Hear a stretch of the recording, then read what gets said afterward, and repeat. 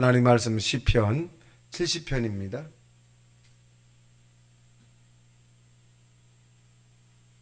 70편 보겠습니다. 합독하겠습니다. 시작. 하나님이여 나를 건지소서. 여호와여 속히 나를 도우소서. 나의 영혼을 찾는 자들이 수치와 무한을 당하게 하시며 나의 상함을 기뻐하는 자들이 뒤로 물러가 수모를 당하게 하소서. 아하 아하 하는 자들이 자기 수치로 말미암아 뒤로 물러가게 하소서.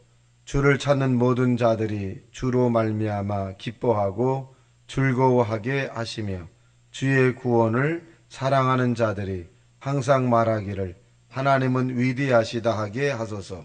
나는 가난하고 궁핍하오니 하나님이여 속히 내게 임하소서. 주는 나의 도움이시요 나를 건지시는 이시오니 여호와여 지체하지 마소서. 아멘. 자, 오늘 70장에 있는 내용은 하나님의 건지심에 대한 부분입니다. 즉 구원해 달라는 거죠. 그러니까 우리가 이 다윗은 지금 뭔가에 상당히 빠져 있는 거예요. 근데 스스로 나오기가 굉장히 어렵다는 거예요. 하나님이 함께하지 않으면 자기는 이 구덩이에서 아니면 깊은 수렁에서 나올 수 없다. 그래서 하나님이 속히 좀 건져달라 그런 내용입니다. 1절 시작. 하나님이여 나를 건지소서. 여호와여 속히 나를 도우소서. 건져주실 뿐만 아니라 이 시급성이에요. 빨리 좀 빨리 좀 도와달라. 우리가 물에 빠졌거나 어떤 환경적인 그런 위험에 빠졌을 때 시간에 대한 시급성을 원하잖아요. 그러니까 빨리 나를 건져달라. 자, 그 내용이 뭘까요? 2절입니다. 시작. 나의 영혼을 찾는 자들이 수치와 무한을 당하게 하시며 나의 상함을 기뻐하는 자들이 뒤로 물러가 수모를 당하게 하소서. 자, 영혼을 찾는 자들이라는 것은 죽이려는 거죠. 자기를 죽이려고 하는 자들이 오히려 이 수치를 당하고 무한을 당하게 해달라. 그렇게 이제 하는 거죠. 그러니까 이 수치와 무한을 당해 달라는 얘기는 뭐냐?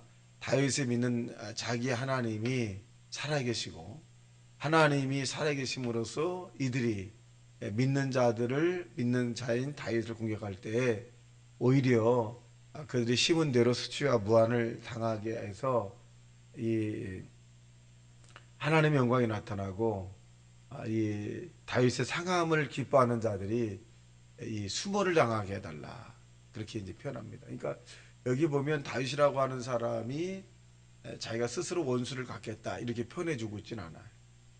내가 원수를 갚겠다, 이 내가 복수하겠다, 내가 반드시 심은 대로 내가 해줄 것이다 이렇게 말하고 있지는 않습니다. 자, 이것이 바로 이 다윗이라고 하는 사람이 하나님을 절대적으로 신뢰하는 이 모습이죠. 그래서 예수님께서도 원수 갚는 것이 내게 있으니 내게 갚으리라 이렇게 말씀하신 것처럼 하나님이 원수를 갚는 것이지 사람이 원수를 갚는 것은 아니다. 그러겠어요. 3절 시작. 아하 아하 하는 자들이 자기 수치로 말미암아 뒤로 물러가게 하소서.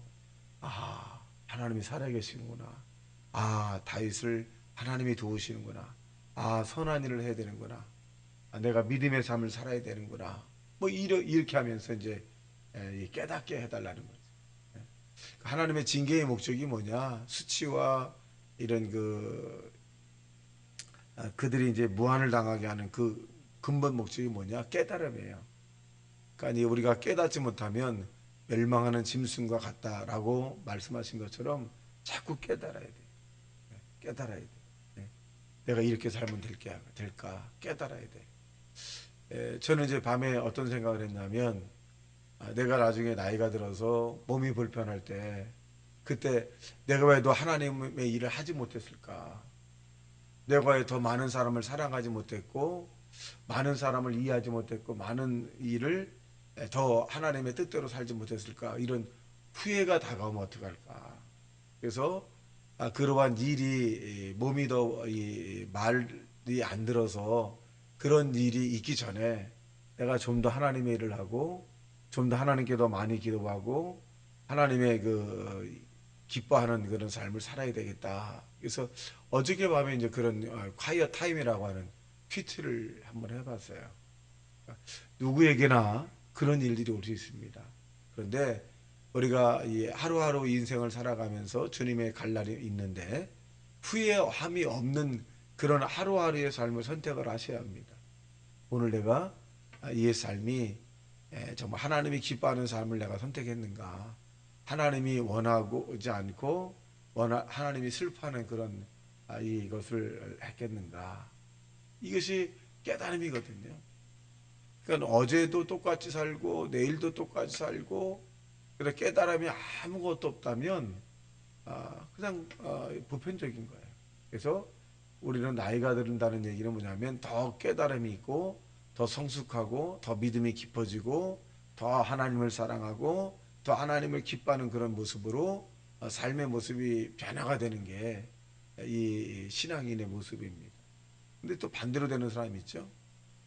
오늘의 신앙보다 내일의 신앙이 더 가리워지는 거죠. 또 엉망진창의 삶을 사는 거예요.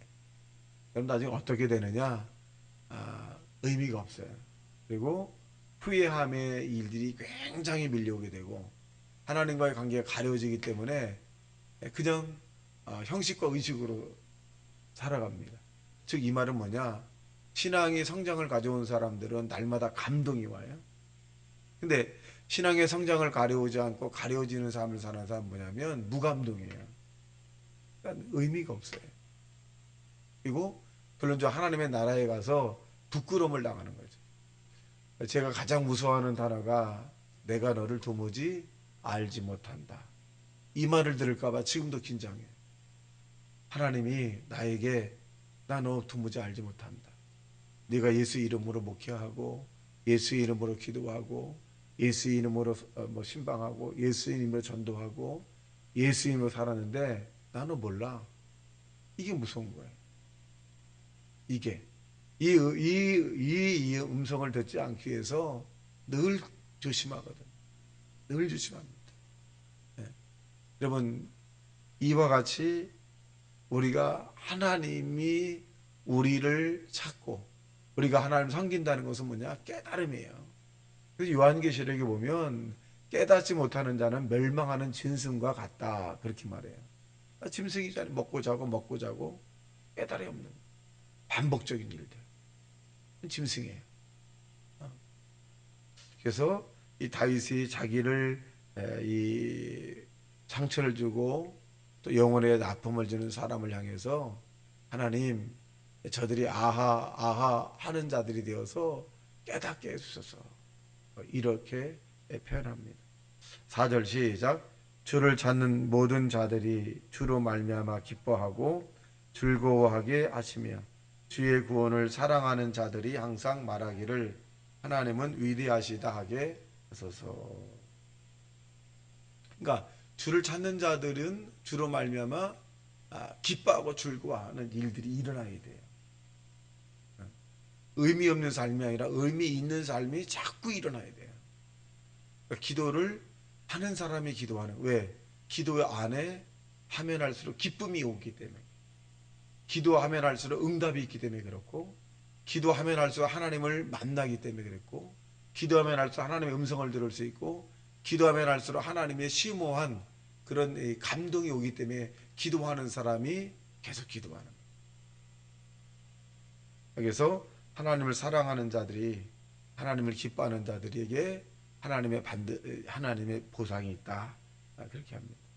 그리고 고백하죠. 하나님이 살아계시구나. 하나님이 역사하시는구나. 신앙이 가려워진 사람과 가려워지지 않은 사람이 뭐냐? 하나님이 멀리 계시다고 생각하는 사람은 가려워진 거예요. 그러니까 자기 마음대로 행동하는 거거든요. 신앙이 좋은 사람은 하나님이 지금 나와 동행하고 있다. 그러니까 겁나죠. 겁나요. 왜?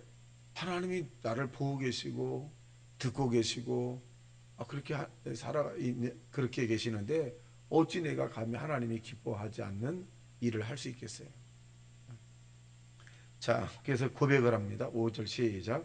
나는 가난하고 궁핍하오니 하나님이여 속히 내게 임하소서.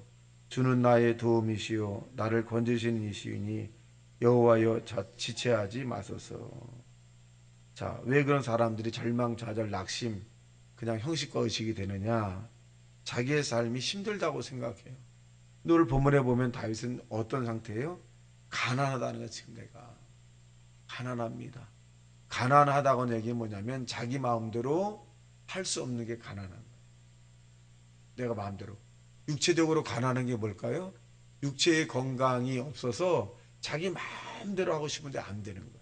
그러니까 다윗이 지금 가난하다는 거예요. 또 궁핍하다는 거예요. 좀 없다는 거예요, 자기가. 어? 그러니까 어떻게 하다는 거예요? 가난하고 궁핍하니까 하나님을 찾는 겁니다.